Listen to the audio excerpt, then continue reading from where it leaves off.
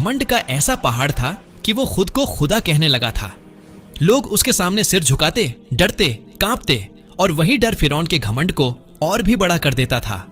फिरौन कहता था, मैं हूं मिस्र का मालिक, मेरे बिना इस धरती पर कुछ नहीं हिल सकता।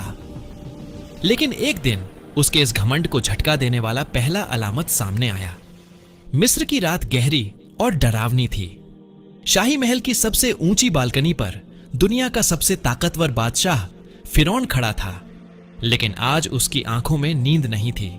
उसके कानों में एक अजीब सी गूंज थी, पानी की नहीं बल्कि खून के बहने की आवाज। वह नील नदी की तरफ देख रहा था, वही नील नदी जिसे वह अपनी मिल्कियत समझता था। लेकिन आज उसे उस नदी के काले पानी में अपना चेहरा नहीं बल्कि मौत का साया दिखाई दे रहा था। उसके हाथ कांप रहे थे। उसने पास रखे सोने के ग्लास को उठाया और पानी पीने के लिए होठों से लगाया, लेकिन जैसे ही पानी उसके मुंह में गया, वह गाढ़ा बदबूदार खून बन गया। फिरौन ने जोर से जाम को फर्श पर दे मारा। नहीं, वह चीखा, यह मूसा का जादू है, यह हकीकत नहीं हो सकती। लेकिन यह हकीकत थी, और यह सिर्फ शुरुआत थी उस खौफनाक अंजाम की जो इतिहास के पन्नों पर हमेशा के लिए दर्ज होने वाला था। कुछ दिन पहले ही हजरत मूसा अलैहिस्सलाम फिरौन के दरबार में आए थे। उनका चेहरा नूरानी था, लेकिन आंखों में जलाल था। मूसा अलैहिस्सलाम ने कहा था, ऐ फिरौन, अब भी वक्त है, बनी इज़राइल को छोड़ दे और अपने रब के सामने झुक जा, वरना मिस्र की जमीन तुझे उगल देगी और आसमान तुझ पर रोएगा भी नहीं। फिरौन अपने तख्त पर अकड़ कर बैठा था। उसने अपनी हंसी उड़ाई थी। मैं मिस्र का रब हूं, ये हवाएं, ये पानी, ये सूरज सब मेरे हुक्म के गुलाम हैं। तेरा रब मेरा क्या बिगाड़ लेगा? लेकिन फिरौन भूल गया था कि मिट्टी का बना इंसान जब खुदाई का दावा करता है तो कुदरत उसे तोड़ने के लिए अपनी सबसे छोटी फौज को भेजती है। अल्लाह का गजब उतरना शुरू हुआ। वह मिस्र जो अपनी खूबसूरती पर नाज करता था, अब एक बदबूदार नरक बन चुका था। 1. खून का कहर। सबसे पहले पानी ने बगावत की। मिस्र का हर कुआं, हर नहर, हर घड़ा खून से भर गया। मिस्रवासी प्यास से तड़प रहे थे। अजीब बात यह थी कि जब कोई बनी इज़राइल का गुलाम पानी पीता तो वह साफ और ठंडा पानी होता, लेकिन जैसे ही कोई फिरौन को मानने वाला उसे छूता, वह गाढ़ा खून बन जाता। फिरौन प्यास से पागल हो रहा था। उसके होंठ सूख कर पपड़ी बन गए थे। वह चिल्लाता, मूसा को बुलाओ, उससे कहो इसे रोके। जब मूसा अलैहिस्सलाम ने दुआ की और पानी साफ हुआ तो फिरौन का घमंड फिर लौट आया। उसने कहा, यह तो बस एक इत्तेफाक था। 2. मेंढकों का हमला। फिर अल्लाह ने दूसरी फौज भेजी। मेंढक। ये कोई आम मेंढक नहीं थे। अचानक लाखों करोड़ों मेंढक मिस्र के घरों में घुस आए। सोचिए उस मंजर को। फिरौन अपने शाही बिस्तर पर लेटने जाता तो मखमल के गद्दों के नीचे से ठंडे चिपचिपे मेंढक निकलते। वह खाना खाने के लिए निवाला उठाता तो खाने के बर्तन में मेंढक कूद पड़ते। वह बात करने के लिए मुंह खोलता तो डर रहता कि कहीं मेंढक मुंह में न चला जाए।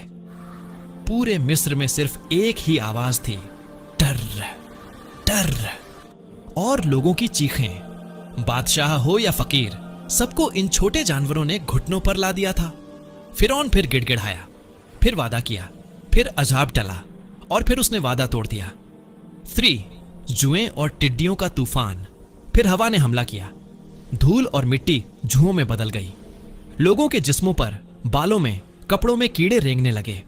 वे खुजलाते खुजलाते अपनी खाल नोच लेते थे। उसके बाद टिड्डियों का लश्कर आया। उन्होंने मिस्र के हरे भरे खेतों को खाकर काला कर दिया।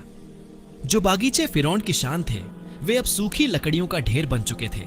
फिरौन का वजीर हामान उसके कान भरता रहा। जापनाह, आप कमजोर नहीं पड़ सकते। अगर आप झुके तो लोग आपको खुदा मानना छोड़ देंगे। यह मूसा का जादू है, बस कुछ दिन का खेल है। यही वो झूठी तसल्ली जिसके आगे समंदर भी सूख जाएंगे। एक ऐसी धूल और मिट्टी जुओं में बदल गई। लोगों के जिस्मों पर, बालों में, कपड़ों में कीड़े रेंगने लगे। वे खुजलाते खुजलाते अपनी खाल नोच लेते थे। उसके बाद टिड्डियों का लश्कर आया।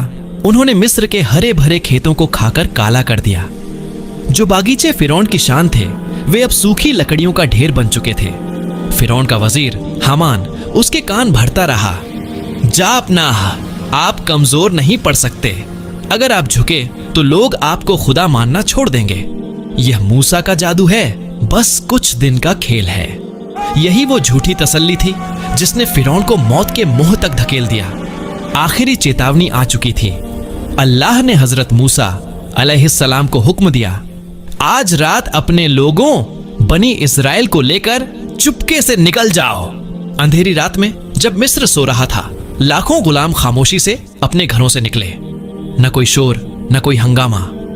माएं अपने बच्चों के मुंह पर हाथ रखे हुए थीं ताकि उनकी रोने की आवाज ना आए। यह आजादी का सफर था। लेकिन सुबह होते ही फिरौन के जासूसों ने उसे खबर दी, बादशाह, मूसा अपने लोगों को लेकर भाग गया है, हमारे गुलाम जा रहे हैं। फिरौन गुस्से से लाल हो गया। उसका सीना तकब्बुर, घमंड से फटने लगा। उसने अपनी जिद की हद पार कर दी। मेरी